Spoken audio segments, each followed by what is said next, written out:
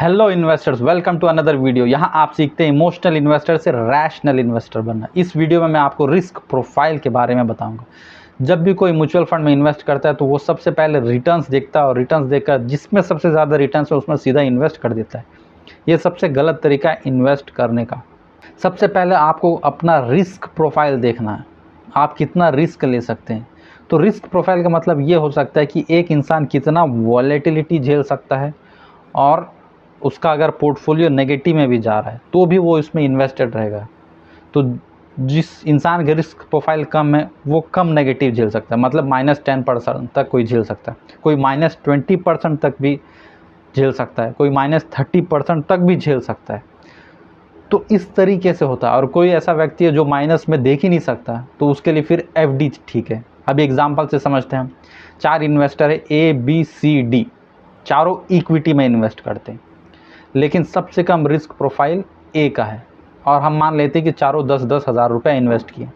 तो क्योंकि सबसे कम रिस्क प्रोफाइल A का है इसलिए वो सिर्फ लार्ज कैप में इन्वेस्ट किया 10,000, B ने मिड कैप में इन्वेस्ट किया 10,000, C ने स्मॉल कैप में इन्वेस्ट किया 10,000 और D ने माइक्रो कैप में इन्वेस्ट किया 10,000।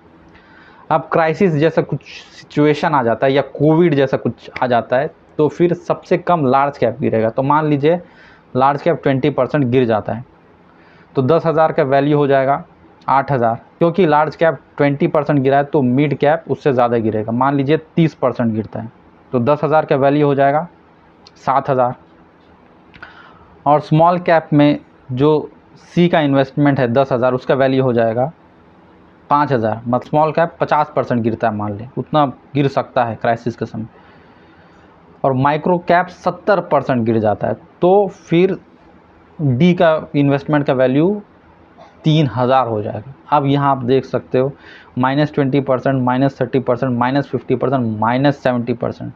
पर ये लोग तब भी इन्वेस्टेड रहेंगे और इन्वेस्ट करते रहेंगे क्योंकि इन्होंने अपना रिस्क प्रोफाइल समझा हुआ है और उस हिसाब से इन्वेस्ट कर रहे हैं। रिस्क प्रोफाइल समझा मतलब इन लोग जानते हैं कि मैं इतना झेल सकता हूँ। यहाँ पर हमने वैल्यू सिर्फ 10,000 लिया है तो A का जैसे -20% गया है तो सिर्फ 8,000 हुआ है। अब यहाँ हम अमाउंट बढ़ा देते हैं। मान लीजिए चारों का इन्वेस्टमेंट 1 करोड़ का है तो A का इन्वेस्टमेंट का वैल्यू होगा 80 लाख, -20 लाख हो गया।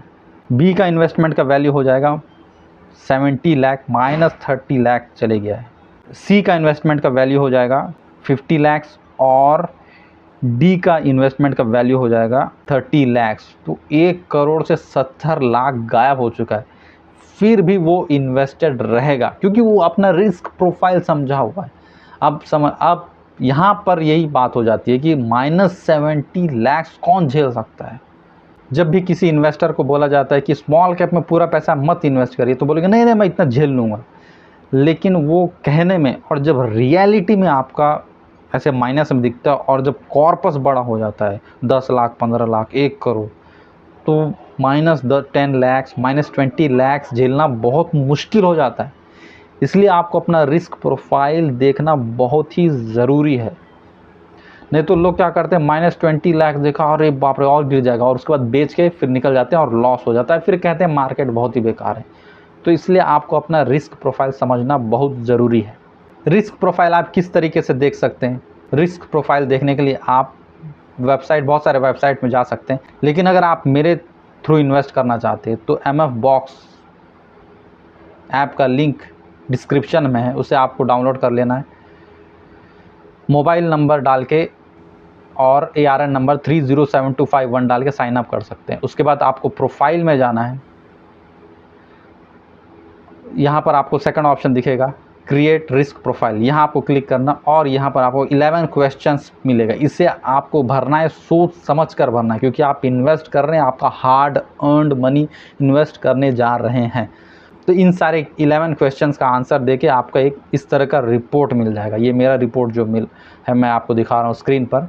उसके बाद आप अपना रिस्क प्रोफाइल समझ कर उसके बाद आप एक बढ़िया स्कीम सेलेक्ट करके उसमें इन्वेस्ट कर सकते हैं। वीडियो देखने के लिए बहुत बहुत धन्यवाद। नेक्स्ट वीडियो में मिलते हैं।